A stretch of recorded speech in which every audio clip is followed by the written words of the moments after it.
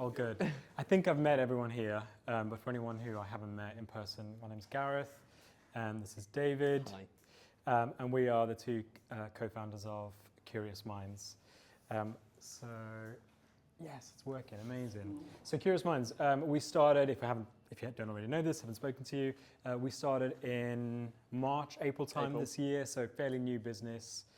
My background is in design and design thinking and training in that field. David's is in HR, organizational management, culture shaping, that kind of stuff. And we started this business together as a kind of like, what could company culture be like if people really invested in it and really thought about it from a human perspective rather than like the kind of typical corporate perspective, right? And the kind of things that we offer is we do team building days and we do training and development. So that's kind of like longer term training. And then we also do, quite recently, and we've started doing what we call our culture shaping programs, which is essentially us going into a business, working with like the whole organization. So often it's hundreds of people, and understanding like what their culture currently is today. So rather than saying like, hey, you guys need more creativity or your team isn't connected enough, we're kind of going, let's actually see what the issue is. Let's diagnose some of that, find out, and then we can tailor the support that we offer based on what the actual gap is. So far we worked, there's some lovely photos there. We worked with companies like Monzo, Experian, Holland & Barrett. We got some really like cool brands, but also a bunch of much smaller companies like 10-person teams and that kind of stuff. So real mix. Cool. Today, we are going to be talking about one of our 3 C's, which is creativity. So I don't know how many of you were here a little while ago. I know Naomi was, who's currently pointing a camera right at me. Stop photographing me. Yeah. Strike a pose. I know. I'm like, last time we were here, we spoke a little about curiosity. Today we're going to be talking about creativity, and these are our 3 C's. We call it our 3C framework. And the reason why we focus on these 3 C's is because they are incredibly powerful ingredients if you're trying to create a high-performing team. And the way that we think about it is like connection is your foundation for any good team. And by that, I'm talking about things like, do people trust each other? Is there psychological safety? Do people feel welcome and free to be like, nah, that's a bad idea? Or what about if we do it this way? You know, like people actually being able to speak up makes such a big difference. Curiosity, we think of that as the input, which is how are you interrogating the way your business is currently operating? What kind of questions are you asking? Are you looking at diverse perspectives? Are you like, what's your source range like? And then last one, creativity, that we think of as almost like the output. So you're super connected, you're asking all these questions, you're looking at different sources of information, you're being really curious about the world or the industry you're in. And then creativity is the like, okay, now what do we do with that? What might we create? What might we improve? All make sense? So those are our 3 C's. The fact that they all begin with C was just random, but it's nice that we get to call it our 3 C's. Okay, fab. So I thought I'd start with a little definition of what is creativity. And if you guys will indulge me, it's going to be interactive, which I know everyone loves. So, person at the back, I'm sorry, you're going to have to get involved. You're not safe there. He's biting. That's not a safe space. That's not a safe space. Okay, but don't worry, it's very easy. It's very easy. Don't stress. Right. So for the first little exercise, first little experiment, we've got some Post-its. If everyone grabs some Post-its today, everyone just wants to grab a pen and grab a Post-it. Like you only need a couple. So if I just spread some out, pass them around. There we go, mate. There we go. So as long as you've got a Post-it and pen, everyone got one. You've got your own notepad. You're organised. And what I'd like you to do is think about someone who you think of when you think of the word creativity.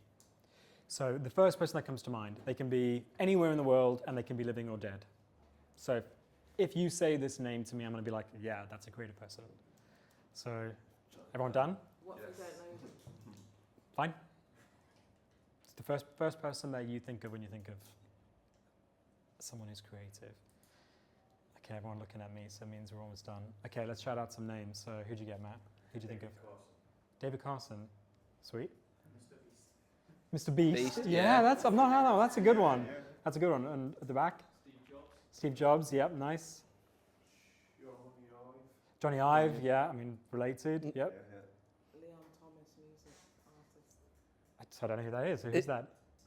Get your phones out. He's got an album called Mutt, but his background is acting, and when I think of creativity in the morning. That's Amazing. That's what goes, yeah, nice. I actually thought Steve Jobs. Two Steve Jobs, yeah. There's always at least two Steve Jobs, so don't worry. Well, Michael Jackson, yeah, that's a good one. Chris Evans. Chris Evans, that's an interesting one, yep. Dave, you didn't write our name down, did you? In my head, Picasso. Picasso, very good. Okay, nice. Sweet. Easy. Next exercise. For this one, I want you guys to all stand up, please. And what I'm going to do with this time is I'm going to count from 1 to 5. Beth, you're stood up because you're taking part, right? So for this one, I'm going to count from 1 to 5, right? And 1 represents not creative at all. So like just don't have a creative bone in my body. 5 is mega creative. I'm a creative being, right? And as I count from 1, 2, 3, 4, 5, I'd like you to sit down at the number that you think best matches your level of creativity, your personal one. So if you think you're not creative at all, you're going to sit down at 1. If you're like, I'm up there, you're going to wait till 5. Yeah? So I'm just going to count. So 1, 2, 3, 4, and 5. Nice. Got 3 5s. That's good. Well done. I like it. Yeah, great. Cool. Thank you. Thank you. There's no right or wrong answers, obviously, to any of this. I'm going to ask you all what you do. I know you're in design, so I'm not too surprised. Yeah, nice one. See you in a sec. Cool. And then last little exercise. We're going to grab your post-its again. This time, I'd like you to have to think about what was the last thing you did that was creative. And just write it. So just a single sentence, the last thing you did. And then as you're writing it down, I'd like you to have a think about when that was. So was it yesterday? Was it a month ago? Was it over a year ago?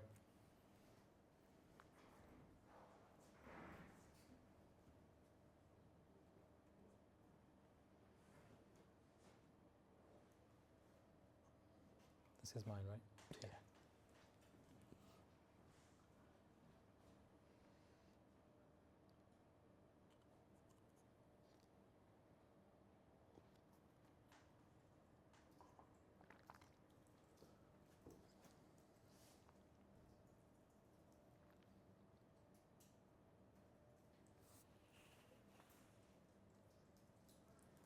Cool. Everyone ready? Right, let's go from this side this time. So, go on, start with you, Dave. What was the last thing I mean, creating this presentation. It's a good one. So last night. Last night, about midnight. So yeah, not So technically today. Yeah. Nice one. Hiya. Welcome. I couldn't think of it. So a while It's back. Okay. Yeah. Yep. Listen, mine was more from a creative content perspective. So, Cool. do you guys remember that mini flood that was happening in Nottingham? Yeah. So what we did is we went down there and seized the opportunity. We took like lots of videos and we went on a live stream as well on TikTok. And we've had we almost had like 2,000 people on the live at the time. No way. And what we did is we created lots of shorts from that piece of content, and then after we got like 1 million+ views on Wow. TikTok, Damn. and Instagram. So I felt like that was a bit of a creative. Yeah, Yeah. nice. And how long ago was that? That was about 1 to 2 weeks ago. Nice. Okay. Cool. Sweet. I've seen that video as well. Definitely seen that. I was wondering, that was amazing actually. That's a good one. Awesome. It wasn't the students jumping in, was it? Yeah. Oh my God, you're famous. What do you? Derby Road. No, this one was Manchester. Oh, That's right. right. Yeah, I saw those as well. Yeah. Awesome. Mine was wrote storytelling pitch Lovely. And when was that? last week. Last week. Pretty recent. So I'm a software developer. I kind of consider it a creative process rather than just a technical process. Nice. So I am currently creating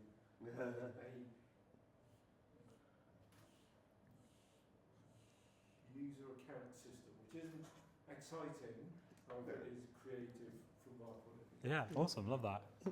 Oh, sorry, you just walked in. Yeah, what's your answer?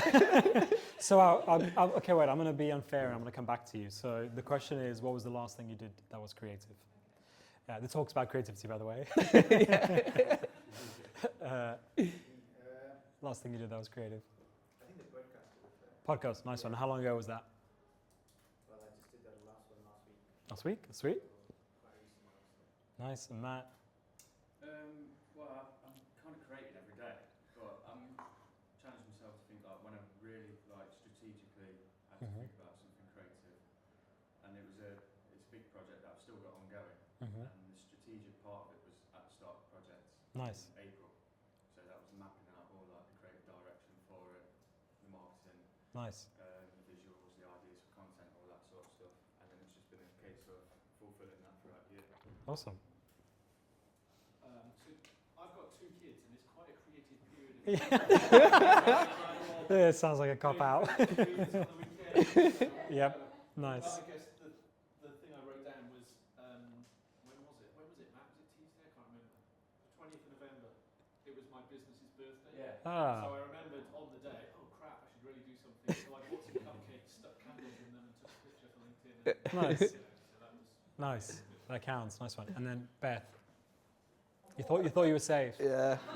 Pretend typing Yeah. isn't going to get you out of it. It depends what you think, but I feel like the way I define creativity is very different for me. Like, I was creative last night because I worked out what we were going to have for dinner based on the ingredients in our house and stuff Yeah. like that, which Yeah. I know sounds like a minor thing, but for me that's exercising my brain in a way that means I'm coming up with ideas on my own. Love it. Yeah. Nice one. And I'm coming back to you. I feel like I'm the same, I'm creative every day. I work with a lot of different clients and I almost create what their vision is. Mhm. So yeah, pretty much every day I do photo shoots, video shoots, editing, whatever really. Awesome. So daily process. Nice one. Thank you. Okay, sweet. Like I said, there's no wrong or right answers. So whenever we do one of these talks and we talk to crowds, I would say you guys kind of stand out a bit just by the nature of like the people in the room, right? But usually let's say we're going into a firm of accountants. You can imagine the answers are slightly different, right? Or, and so on. So you guys are a great crowd, so that's good. But when we do speak to most rooms, there tends to be very consistent patterns and trends that come out in the things that we hear. And there was a little bit of that came out when we were talking to you guys now. So the first one of these trends is that creativity, from a perception point of view, seems to have a hierarchy.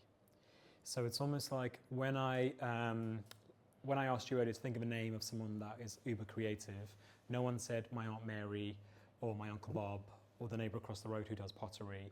It tends to be Steve Jobs, Johnny Ive, I forget the other names, but it tends to be that kind of like high level things, right? And I didn't say someone famous, I just said anyone around the world. So there tends to be this hierarchy of like who gets to have that label of creativity. The other thing that comes out is that most people don't think of themselves as creative. So here we had 3 5s, that never happens. But usually it's like 1, half the room sits down, 2, another half, and then by 3 everyone sat down, right? And most people won't give themselves that label. And then the third thing that we see is that our view of creativity tends to be quite narrow. So I loved some of the answers that came out, which is like, hey, I'm doing web development, but that's a creative process. Or I'm cooking dinner and figuring that stuff out. Or some of the answers that that is quite a good spectrum of creativity. But typically people tend to narrow it down to like the creative arts, design. Like I come from a design background. I used to hear that all the time. So I worked in a big organization, and if ever I spoke to any other team, HR, operations, whatever, the answer, the kind of thing that I'd always hear is, oh, I wish I was more creative, or like, oh, I wish I could do something creative. It's just something you hear loads. And I think there's loads of different reasons why this is. And it's something that comes out and shows itself in the language that we all use every day. So let's do one more experiment. Do we have anyone in the room who can sing? Just hands up. Sing badly. That's the right answer, right? So if I say, is there anyone in the room who can sing? No one puts their hand up because I'm not on Spotify, or I'm going to sound like a strangled cat, right? But we can technically all sing. I mean, I sing non-stop in the car. If you ever see me driving, you'd be like, that man should not be allowed on the roads. I'm going for it. So we can all sing, but we don't think of ourselves as singers because of that hierarchy piece. Very similarly, if I said, who here is an artist who can draw, most people would say, I know Matt, most people would say no. But if I reframe the question and I said, could you draw a diagram to explain a confusing idea to me? You'd all go, yes, of course. If I said, who here is an actor? You'd all look at your shoes. But if I reframed it and I said, who here acts differently when you're talking to a CEO or potential investor versus a toddler? Like, of course we do. We all change our tone, our body language, our inflections to match the scene that we're currently in. Right? Like, I don't always talk like this. I'm doing my presenting voice. Like, we all do, we all have different roles that we play. So many possible reasons for why we have this creative imposter syndrome. It shows up in our language, shows up in many different ways. I think one of the big reasons is that we think of creativity as a noun. It is a noun, by the way, technically. If you look at Oxford Dictionary, this is not a mistake, this is intentional. Whereas I think it's actually a verb. And the distinction there is like creativity is not the thing, the output, the achievement. Creativity is the process of being creative, of deciding which ingredients you're going to use, of deciding where you're going to put that call to action button, that kind of stuff. Another way of thinking about this is that we think of creativity as a job title when we should think of it as a process. So going like a minute ago, I said I used to work in design, and the stuff I would hear all the time is, oh, I wish I was creative, and so on. It's like, unless you've got that creative industry or creative role, I don't get to be creative. Whereas actually, we should all be creative all the time. So how we start to kind of like think about how to move past this is quite hard because it's literally ingrained into us. When you have this with maths, it's like if I compare maths and creativity, maths, the answer is right or wrong. It's like 2 + 2 is 4, and it's just 4. With creativity, there's no like yes, this is right, or no, this isn't right. So it's very hard to kind of judge where you are, and as a result of that, we tend to push ourselves down slightly. This guy is a guy called Mark Runco, as the name suggests, and he is a behavioral psychologist and researcher who has studied creativity and our perceptions of creativity for his whole career. And he has a really interesting way, I think it's a really interesting way, of helping to kind of distinguish and get over this imposter syndrome. And he uses something called, this model called big C creativity and little c creativity, right? Big C creativity, this is how we all tend to think of creativity generally. So most people will think of it this way. And this is the kind of stuff that we hear where it's your Picasso, it's the Einstein's amazing achievements, scientific breakthroughs, it's Taylor Swift's Eras tour, like it's all the kind of like big headline creative stuff, right? That all sits in here, and that's the kind of stuff. When I asked you to think about the names that we heard, those are all people that fit within this category over here. Little c creativity, however, this is slightly different. So this is not looking at creativity as though it's the thing, the noun, the achievement. This is looking at it as if it's a process. So that thing I was saying earlier about it's not a noun, it's a verb, it's not a title, it's a process. And this is basically how we are all creative all the time, but we don't give ourselves credit for. So it's things like a teacher adapting a lesson to make sure it resonates for a particular group of students. Or it might be a web developer thinking, I'm going to put the button over there, or I'm going to shape it like this, or I'm going to use this color, or a chef thinking about the different ingredients, like it's that little process. Or it's your accountant looking at your coffee machine and going, oh yeah, this is definitely an essential business expense, right? Like these are like little c creative processes. And this big C creativity is something that we tend to think of as new things. So I've come up with a new thing. It's a new invention. It's a new album. It's a new piece of art, whatever it may be. And while little C creativity is also about the newness, most of it is about improving things that are already there. So it's adapting something that already exists. So I'll give you an example to bring this to life slightly. So creativity is a process of little C's. And an example that I love of this, because I'm a bit of a nerd, is traffic lights. You didn't think I was going to say that in a creativity talk. So traffic lights, I don't know who knows this. You guys may be aware of this. The very first traffic light that was invented was in 1868, and it was placed in front of the Houses of Parliament in London. And the reason it was invented was because it was a really busy intersection, and basically loads of pedestrians were getting run over by horses. And they had a policeman who would stand, and white gloves, you can kind of picture it, and he would go this way or this way, and he'd use his arms to kind of direct traffic, right? But the issue is, if there was an incident, he would then go and try and help out, and then another incident would happen. So someone else would get run over by a horse. So the issue was they needed a permanent presence there to control the traffic in this spot. So the guy who invented it, you can kind of see this old illustration, it literally had arms to imitate a policeman. So it had a little lamp on the top, but it was arms that would point out. So that was the first ever traffic light. It didn't last very long because the gas light exploded, and that was the end of traffic lights for about 40 years. And then in America, I think this was in Detroit, about 40-ish years later, they came up with the traffic light that looks a bit closer to what we know today, where they have the two lights, red and green. And this is basically borrowing on from this, right? So this was a little machine that imitated a copper doing that. And then this red and green light system nicked that from maritime law. So at that time, ships, when they were traveling at night, used to have a green lantern at the front of the ship, implying forward, and a red lantern at the back, implying the back, so that if you were traveling on sea, you could tell if a ship was coming towards you or going away from you. So the guy who invented it nicked it from that, and that's why we've got the green and red lights. But again, that's just borrowing a system from elsewhere. It's this little process of improvements. Fast forward about 100 years, and everyone knows, if you walk around the city of, if you're in London or any other big city, you've got the countdown timers on pedestrian walkways.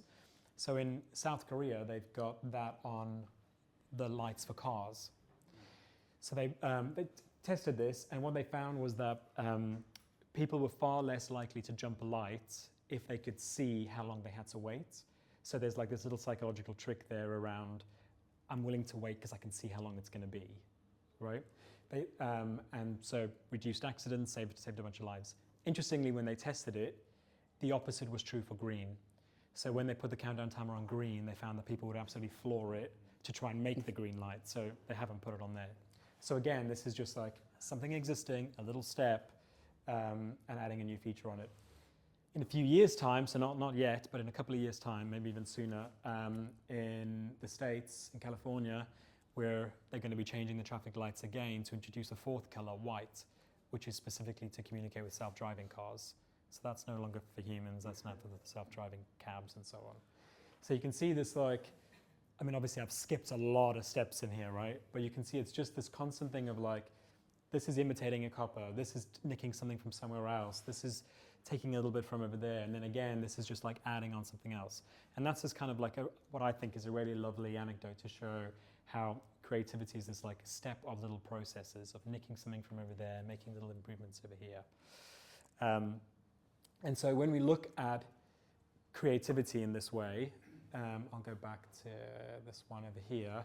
Big C creativity and little c creativity, I've split them in half, but that's not representative. It's actually, one sec, so many clicks.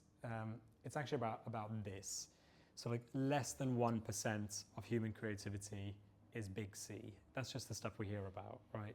Little c creativity is what we're all doing every day, and it's the majority of the creativity you see in the world. And while the output of all of this isn't hanging in the Louvre, or it's not on the top of the album charts, it is literally shaping the world around us and shaping all the products we use and how we live and literally the world around us. But because we don't think of ourselves as being creative, we kind of like, we miss out on the opportunity to really lean into this and to practice creativity as a skill, or practice it as a behavior that you can fine tune and get better at. And what we see in businesses is that that's like a real missed opportunity because creativity has a enormous potential in terms of how successful a business is going to be, or how successful a business isn't going to be. I'll take a pause there. Am I pausing over to you now? Potentially. Yes, Yes. I am. Why not? Thank you. There we go. Swap seats. Nice one, thank you. Cool. So I have 5 principles I'm going to share today that you can all take away and start using straight away to help you all be more creative. Available in our big bumper book of creativity, available from all good bookstores, just in time for Christmas. Perfect stocking filler. But the first is to be curious. Our business is called Curious Minds, so you won't be surprised to kind of see this come out. Gareth spoke earlier about the role curiosity plays in creativity. Curiosity being the input, creativity being the output. And when we think about curiosity, it's this idea of enriching our knowledge, our experiences. It's going out, asking questions, and all of that combined is just increasing that surface area of experiences that we have reference to. And we call that our dots, okay?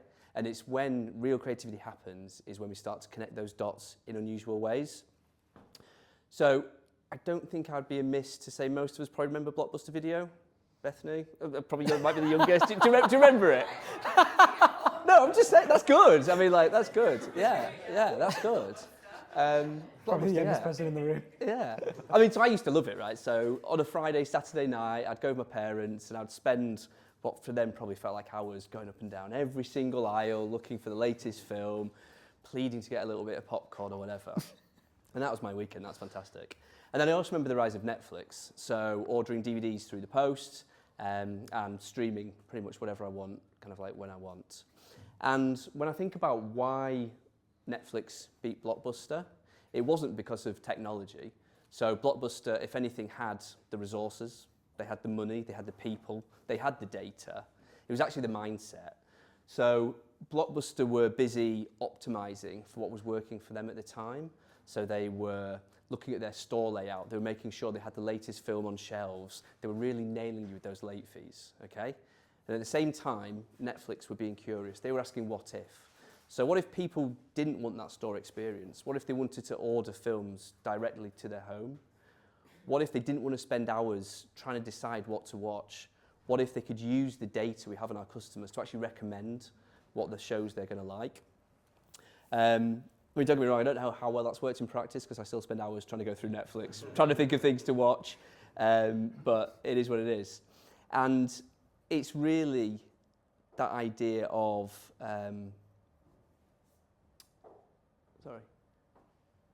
it's that idea of curiosity and asking questions. So Netflix were curious and Blockbuster were essentially rearranging deck chairs on the Titanic, right? And creativity doesn't die when you run out of ideas, it dies when you stop being curious. So first principle, be curious. Second one is creativity through connection. And this is the idea of bringing different people together to aid the creative process. So thinking back to the idea of dots, and if dots represent our knowledge and experiences, having one person working on a problem is great because they're bringing all of that to it. But if you start to introduce 2, 3, 4 more people to a problem, you're expanding that spectrum of dots, you're bringing in different perspectives, which is great. I recently got back into building Lego, so a kind of dangerous combination of having young children and access to adult money. It keeps me busy, but I love it. But what I hadn't realised was actually like how close I came to not being able to do it. So back in the early 2000s, like Lego was in big trouble.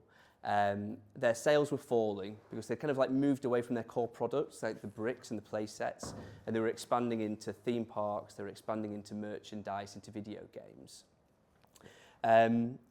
And they were in trouble. The analysts were kind of predicting bankruptcy for them.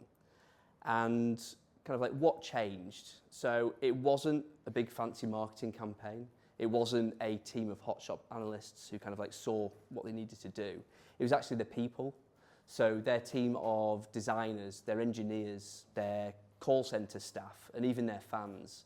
So they introduced this idea of Lego ideas, and essentially it was an opportunity for anybody from inside the company or outside the company, fans, they could submit an idea for a new set, and if it got enough support, Lego would actually put it into production, they'd build it, and the person who submitted the idea would get a share of the profits.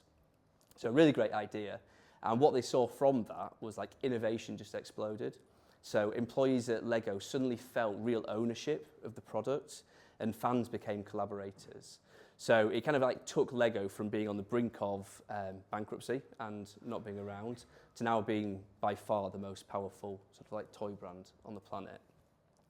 And I think this is an example of where it works really well in terms of bringing people together, but it can have its limitations.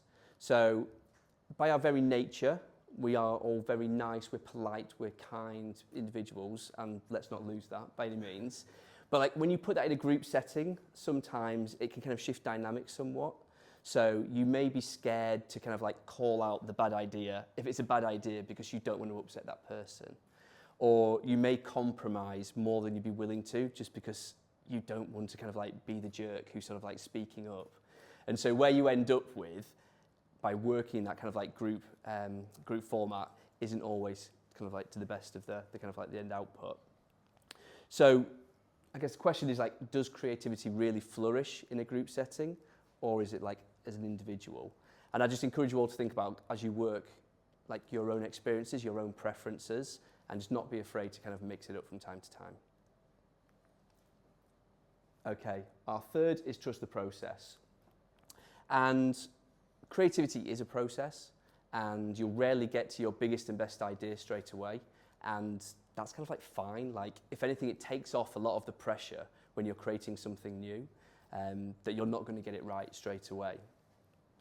And someone who kind of like really brings this example to life is Pixar. So the films that we see at the cinema and on TV, beautifully polished, beautifully refined, but they all start out really messy, right? The characters are full of inconsistencies, the stories are full of plot holes. An example I have is Woody from Toy Story. So he was originally written as a character to be really mean and sarcastic to the other toys. He was really unlikable. Absolutely despised Buzz and was always like looking at ways to bring him down. And some of these early sketches, you know, you really see that. He's not smiling on any of them. He just looks like a real jerk. And would Toy Story have been as popular a film if they'd continued with that storyline, if they continued down that route of making Woody this kind of like mean character? And fortunately they didn't. And like one of the reasons they didn't is Pixar have this thing called the Brain Trust. So the Brain Trust is a meeting where a small group of animators, designers, and directors get together at key points during the creative development process, and they'll review early scripts, early edits, and their real goal is to ask the tough questions the team might be avoiding. So there's no hierarchy, and the only goal really is just to make the film better. And it's this process that Pixar have. It's this culture of open, honest feedback that allowed Toy Story to go from like early ideas into an Oscar-winning movie. And it's a good reminder that creativity is a process and you just need to trust it. Okay, our fourth principle is around experimenting. So up until recently, I had no idea about the Stanley Cup. Why would I? Like, its target market, rugged, outdoors men, and as much as I tell myself, that's me, like, a broken coffee machine, a dodgy Wi-Fi is about as rugged as it gets. I mean, you've only got to look at the advertising, right? I mean, this guy here on the right, he's fallen off his bike, probably doing wheelies or big jumps. Is he seeking medical attention? He is not. He has got a little Stanley hip flask. He's pouring whiskey on it. Like, he is manly man, right? And this cup's been around for years. It's kind of always taken this sort of like army green, outdoorsy sort of approach with its marketing. But what Stanley was seeing was sales, again, were starting to dip, and they were sort of like talking about discontinuing some of their products. So they had an opportunity. They had an opportunity to experiment and try something new. So what they did was they released some new colours. they sort of like, as a company with 150 years of heritage, manly man, green, they started to experiment and just like released some new colourways. And what happened was it got picked up. It got picked up by influencers, and it just absolutely took the internet by storm. So they released colourways which appealed to a new female target demographic. They did collaborations with these influencers and brands. They did limited drops which would sell out literally within like minutes and hours of going live. And what Stanley were able to do with this is really reposition themselves as a brand that was firmly, I mean very firmly targeting men, to quickly, by taking a few little chances and doing experiments, shift their whole marketing and focus on a new demographic. My wife has cupboards full. I mean, not real Stanleys, they're 70 quid. No, she's got dupes. Like, but I'll go looking through a cupboard, I'll be like, another one of these in a different colour. So they've definitely taken off. We haven't got sparkles yet. And accessories. They sell accessories to these things. You can buy little key rings that hold all sorts. So, in a different world. Through the rugged jungles, yeah. Yeah, exactly, exactly. I mean, you've only got to look. So this is taken, so we have the marketing. I mean, that's only from 2020. Like, you'd have thought that is from like a different, exactly, a different era. And then you look at their website, so this was just taken yesterday, complete different shift. But they tried something new, they tried to experiment, and when it gained traction, that's when they doubled down and went all in, and that's why they're so successful at the moment. Okay, our final one then, so our fifth, there we go, is hot topic. It's all about AI. So lots of discussion of when AI will take our jobs, how it's going to take our jobs, if it's going to take our jobs, and we will let that sort of debate continue. But I think what we can all agree on is that AI is here to stay. And I had a lot of conversations this morning about AI. And it'd just be interesting, like, has anybody used AI this week for a creative task? Whether it's writing an yeah, I can see hands going up. What have people been using it for? I use it for, like, I'll get an idea when I put it onto there and I'll say challenge it or try and make it a bit more innovative. Yeah. And it helps out. Yeah, nice. Go on, Beth, saw your hand go up. Deep research a lot of the time, so I need to get a lot more information on this topic so that I can produce information from an expert perspective. Yeah, very nice. Anybody else? I used it to shop for a sliding wardrobe. Did you? It's got a new feature. I don't know if it's just on the paid version or the free version, but you can, I mean, this is funny, coincided with Black Friday. Yeah. There's a feature where you can ask it, you basically give it the brief of what you're shopping for, sliding wardrobe, this wide, you know, put in everything you want. And it does it? Finds all, like, the products out there on the internet that... Is that ChatGPT? Yeah. Yeah, I've seen the new I shopping saw it functions. pop up yesterday. Yeah. I've got to try that. Yeah. So, Only 50% of B2B sales now are managed through ChatGPT and not through Google search. Really? yeah, It's basically mad. shopping for me. Came up with loads of stuff from, like, companies I've never heard of. Yeah. Obviously, IKEA still as well, but... Yeah, Does this mean the ads are coming then? Like the ads are coming, aren't they? If as soon as products are involved and shopping goes, the ads are coming, aren't they? Yeah. I used it to, I was trying to figure out this competitor that was using certain companies to do their marketing. Yeah. I wanted to see their strategies, and literally it gives you actually who used them previously. So everybody usually that works on another competitor. Let's just say you own a fragrance brand, for example, in my situation. Yeah. So my competitor was using that company for this specific task. So I used that to do the deep research, and I contacted that company and see what they do different. Essentially gives you who is doing the work for you. Interesting. I'm interested in all the features on it. Yeah. I use it to drill down, so I ask a question. So if I'm working on something, I do a lot of contracts, government stuff, Yeah. and I want to find the answer. Why is that, or why are they doing that? I use ChatGPT, and then it gives me that bit, and then it say, "Do you want a suggestion?" And I think, "No, I don't want that suggestion. I'm going to ask you another."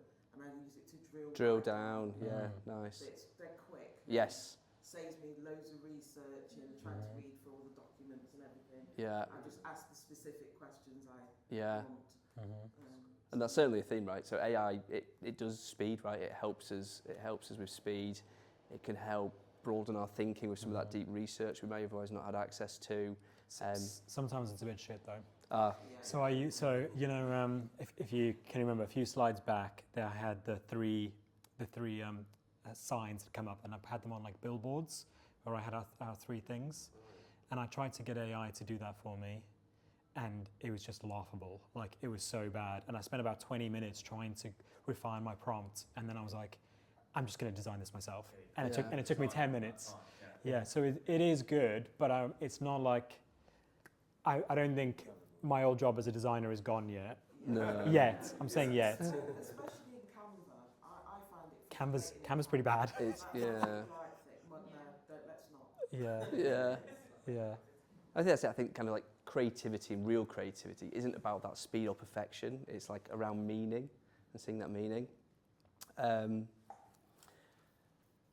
got another slide here. Yeah, perfect. So there's a really interesting story of Stephen Bartlett, entrepreneur behind Diary of a CEO. And this is really kind of like idea in marketing that you will be known for the kind of like the most unusual thing that you do. So people are drawn to the weird, the wacky and wonderful. So what Stephen did early in his career is he received some investment into one of his early companies, and rather than going out and buying computers, desks, hiring new staff, he actually spent £13,000 on a big blue slide that landed in a ball pit, bang in the middle of his office. Totally irrational purchase. I've also noticed he's got a dog cage in there by the looks of it as well. Like, he had it all going on. But what it sort of like showed was like the media picked up on this, and it gained a lot of traction. So what should have been an audacious purchase made absolutely 0 sense, really played into this idea that his company was young, it was forward thinking, it was innovative, and there was sort of like a real payoff for him at the time. And when you think about AI, if you would give an AI a prompt or a brief to come up with a marketing strategy or financial planning, there is not a chance in hell it would ever come up with this idea of putting a big blue slide bang in the middle of your office. It just can't think in that way. It doesn't have that same level of empathy. It can't give like you the goosebumps that human connection can. So the real kind of like lesson here is that yes, use AI, use it as your co-pilot, but as the driver, as a human, kind of like remain in the driver's seat and control it. Perfect. There are 5. So quick recap. Number 1, be curious. Always be curious. 2 is creativity through connection. 3, trust the process. 4 is experiment, take chances. And 5, AI is your co-pilot. Okay. One last thing. So we've talked a lot about some of the theory behind creativity, defining what creative is, giving you some thought starters on how you can inject a bit more creativity. But really keen to hear is like, in your day-to-day, is there anything that's holding you back, you feel, from being creative? Go on, David. Can I just add something to this? Because I think there's another element. You talked about you going into a corporate or a business environment, and I think there's another thing that stops us being creative, and that's fear. Mm-hmm. So you mentioned about, we're all nice people, we don't want to upset anyone, Yeah. but actually there's also a self-preservation thing around, I don't want to say something stupid, I don't want to look like an idiot, I don't want to put my head above the parapet, because if it is a stupid idea, it's going to get shot off and I'll lose my job. Yes. So there's definitely, I think, another pillar around fear. Yes, absolutely. And when Gareth was kind of like talking about our 3 C's, that one around connection is super important, because that is, as he said, the foundation. That's where you need that psychological safety, that people can give their ideas and not be afraid of being shot down. But it's such an important point, because people don't say anything for that reason. And I can give you an exact example, because I did this. I was working for a venture-backed startup, joined when we were launching one product. It didn't work, it just wouldn't get traction, so we pivoted. And at this, I just sort of lost interest. I was like, this is not the job I signed up for. So I found another job, quit, but I had a 3-month notice period. Right. So I was serving my notice while we were going through the ideation and the pivot of this new product. And because I had 0 fear, what are they going to do? Sack me. Sat in a meeting with the CEO, the ops director, the sales director, and basically was like, that's a stupid idea. Yeah. Yep. Consequently, everyone was like, yeah, you're right, actually. Yeah. And because I had no fear, I was able to ask these questions, and actually we navigated around it. And in that 3-month process, I was like, Yep. want to leave. So I took the CEO to one side. I was like, I really don't want to go. He's like, no, I don't want you to go. You've been really, you contributed. Yeah, you accidentally got yourself promoted. You're like, Yeah. I just need to feel like I'm going to be fired, and then I'll be amazing. Yeah. Yeah. You're shit. yeah, that's a really good example. Thank you. Yeah, it is a really interesting thing. You know, that thing around the psychological safety bit and the fear thing is, I think the thing with creativity is almost like there's a two-sided coin, right? On the one side, it's the fear that holds you back of wanting to show what you've thought of. Because it's that, am I going to look silly? Is this too weird? Are other people going to like it? Because it is a very subjective thing. Like I was saying about math, it's not right or wrong. It's, do you like this or do you not like this? It's like in art, who decides the value of art? You know, if you kind of go, so I used to work for an art gallery, I used to work for Tate Britain, and one painting is £1,000, and then over there's a Jackson Pollock for 45 million. And it's like, says who? But the price stick is on it, so that is the value, right? And I think there's that thing with creativity in that sense, it's very subjective. So that's the one side. The other side is the point around giving feedback on stuff, is because it is so subjective, you're like, is my opinion right? So you're showing me this creative thing, I want to say, oh, it's amazing, or I want to say, no, that's crap. It's a lot easier to say, oh, it's amazing. So often what you have in that kind of group setting is a bit of an echo chamber of people going, that was great, yeah, that was amazing, because we're all polite and nice. I don't know why I'm looking at you. No, I'm also polite and nice. I am also polite. So yeah, it is a really interesting thing. Yeah. And that's why that psychological safety bit is so important, because people need to be able to be honest and have real chats without being offended. I used to work, so I started my career in advertising, and one of the rules we had going into reviewing creative work is you can't say, I like it or I don't like it, because it's so subjective. It needs to be, this works because, or this doesn't work because. Yeah, and even reasons, because otherwise it's like, yeah, I love it, and I'm the most senior person in the room, and everyone's like, look, I love it too. And it's shit, but that's how you get there. Yeah, seniority is an interesting thing, where, so I used to work in design, take it into a meeting, and there's, the senior director, and then there's all the kind of people underneath in the hierarchy, and you say, oh, would you like this? The room stays silent, and the senior director goes, yeah, it's great, and everyone's like, oh my God, I love it, this is the best thing. And if the senior director is a bit like, then everyone's like, well, yeah, I can see. Because we're all worried about job security, we're all worried about our end of year, we're all worried about performance, all that stuff. It's hard, I've been trying to overcome that within my company as well, obviously. When I'm sitting there with them and I say, for example, we're just making the logo for that software that I told you about. I personally didn't like it, but just to try it out, I say, yeah, it looks good. Well, yeah, it's good. I'm going to be out of the meeting. Just give me something that you actually like and makes sense. Yeah. But how would you overcome that? Like, obviously, you guys spoken to a lot of businesses and so on. If, let's just say, if a senior person is not there, then I feel like sometimes you're not able to get what you're trying to get. From a creative perspective. Would that be a logo? Would that be an editing style? Whatever that is. Whatever creative stuff you're doing. But if you are there, then what you say influences the decision too much. Even though you built an amazing rapport with your colleagues, and you're sitting there as a friend, you're not sitting there as a boss. But that level of seniority or that influence they have, influence or respect, or whatever you want to call it, is always there. That influences the end product. How do you overcome that? How do you?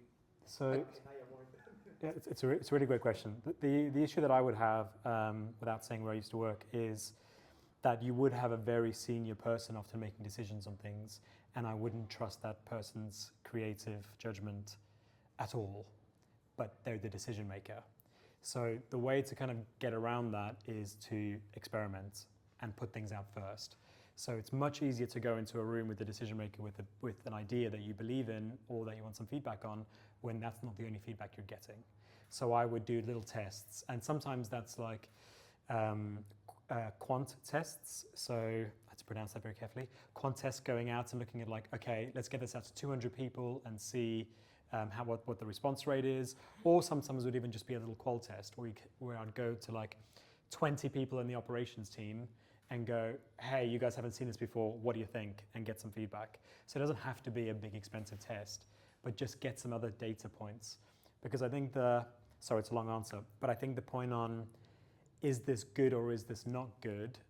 In our personal lives, that subjectivity is okay. So David and I are talking about a new Netflix show. I'm like, I like it. He says, I think it's shit. That's okay. At work, it's a bit more like math. There is a right answer and a wrong answer. And the right answer is it going to make us money? right? So there is a bit more of a like yes and no on that. So I think having data to back that up helps that conversation. I agree with when I work with a lot of organisations, companies, businesses, and the founder a lot of the time has a very clear vision on how it works. The biggest thing I see a lot, and this is with really established SMEs, is that they go, we've always done it like this. Oh my God, yeah. You know, it's and you say, how do you get around that? You know, I'm going in and they're employing me to change certain things. They've come in and said, oh, we're not winning those contracts anymore. They're not buying back from us. Government's we're not winning it. And I can see all the issues with why they're not winning those contracts. And I say to them, well, you know, and it comes back to the creativity bit. It's like, well, you need to. I'll give an example. So one I worked with recently, the foundations of this £1 billion business contracts was run on Excel spreadsheets. I mean, you couldn't make it up. When I got back on the train home, the total partner, he was like, "You lying?" And I went, "No." And I said, I was floored because you think, how can that be? Yeah, it's mad. And so I had to then spend a lot of time working out how I was going to have this conversation to say, you need a CRM and you need Step one. management software. And this is a person who knew that and trialled lots of it. They'd used Trello and they'd trialled lots of different ones. And it was working out what was holding them back. What was holding them back? Yeah. They could see business was slipping rapidly, they were losing, but what was that bit? It's very, very difficult. And it generally always comes back to the person, in my experience. I don't know about yours. I've been through that stage, and you know what the thing with the software, you talk about Excel, for example, would you believe I had 40 employees, and actually 80 employees, and every single thing was in Excel until I moved to my software. And it wasn't because the products were not out there. There were a lot of products out there, but they would not work the way I'm working or the way I'm functioning as an individual. So I conquered that by creating my own products because I'm in the field. But yeah, it is. I don't know if it's a creative thing or if it's a subjective decision. A lot of the time it's quite objective. But for a founder, for example, somebody that founded that business, is very important for the function of the operations to function the way his brain can process it or her brain can process it. Yeah. As comparison to just getting a CRM, for example. Oh, this is the way CRM works and this is the kind of steps you're going to put in place. It just gets very hard. Even with, like, for example, big companies out there, Monday.com, I got the membership with them. I tried it for 3 months. And I tried every single thing, right, to put it, oh yeah, if I try to optimize this, that, or that. But it still can't give me the vision, or it still can't give me the way I want it to work. Yeah. I mean, I appreciate that, and there is some iterations of digital transformation. They've got to try different products, but I think for them, they had multiple contracts. They had 600 members of staff. They're huge. Scale. They've scaled without thinking about scaling. You know, they've made all of the mistakes you can think of. You sat there, but the big issues were the people in the room, the C-suite. I literally, I'm sat there thinking, you're the problem, not the. We could transform all of the systems overnight quite quickly, and I'm not a genius on this, you know, but I'm coming in. You're coming in to ask me why you're not winning contracts. It's not your contracts, although there is some bits with the service delivery, but we'll come back to that later. It's this bit. It's this bit. This lack of they can't think beyond. We've always done it like. Yeah. It's such a good example, and it's something that you often hear is this, we've always done it like that. And one of the things that, I mean, you're literally describing why we exist. Yeah. Not as humans, as a business. My life isn't this. Yeah, and I think a really big one on that is going back to our 3 C's is the curiosity point. So something that we'll often see in businesses, you go into a team and something's not working, whatever it is, right? And you say, oh, why are you doing it this way? Oh, because we've always done it that way. Well, who told you that? Well, it was Bob. Well, how long's Bob been doing it? For about a year. And why did he do it? Oh, because Sarah told him about a year before that. Anyway, it turns out you go back 5 years, the people that originally put that stuff in place don't even work there anymore. all the new people are just like holding on to that cultural legacy of this is how we do things. You ask them why, they have no idea. It's just like this like baggage. It's almost like emotional baggage, but it's ways of working baggage. And so one of the things that we do when we go into businesses is we're like, challenge those assumptions. So you say we do it like this, why? Get an answer, ask why again, get an answer, ask why, and just keep going until someone goes, yeah, this is stupid. And then you kind of start to change some of that stuff. So it is, I mean, you can see why, I feel like we're closing now, this is a good point. Connection as a really good foundation, you need psychological safety, curiosity, questioning things, and then having creativity as that kind of process of how you work out things. I think there's one thing that Go for it. mind. So there was so my first ever business that we tried to run was a recruitment, and it was for care homes. And there was one guy that I worked with before, and he had lots of ideas. Yeah. But it wasn't executed. So nowadays, what I think might potentially hold us back in a different venture that we do is we sometimes look at, is the time to money ratio worth it? So when you're being creative, a lot of the time you spend a lot of time thinking, okay, let me do this, let me dress this up, how's this idea gonna go? You might spend like 2-3 hours, and it might not even be worth it at the end of the day. So I think from my perspective, even though I'm very creative naturally, I think because I've had it where someone's put too much ideas and there hasn't been enough execution and it's not been trusted, nowadays, before I even go and sometimes be creative on this element, I'm thinking, is the time to money ratio worth it? Yeah. I think that's the thing that potentially holds our company back from being maybe a little bit more creative. Yeah, it's a very tough one. Yeah, there's an interesting thing with how creativity is treated in business. So if you're, and Matt, I don't know why I'm looking at you, but if you've ever worked in a design team for a big organization, the way it typically goes is you've got like the creative elements or the creative roles, right? And then you've got your economics or commercial faced roles. And if we as a design team would come up with something that was a really great idea, we would have to take that idea to the business analysts or the commercials and go, what do you think to this? Is it feasible? Does it have legs? Is it scalable? All that kind of stuff, right? So we'd have to go there. If they came up with an idea, they wouldn't come to the creative team and go, can you make this better? Can this be more creative? Can you? And so on. So there's almost like this imbalance of like where you're seeking input from and so on. So it is a really tough call, but if you're not including creativity, you are missing out. 100% agree. Perfect. Are we out of time? That was a really good chat. Thank you. Yeah.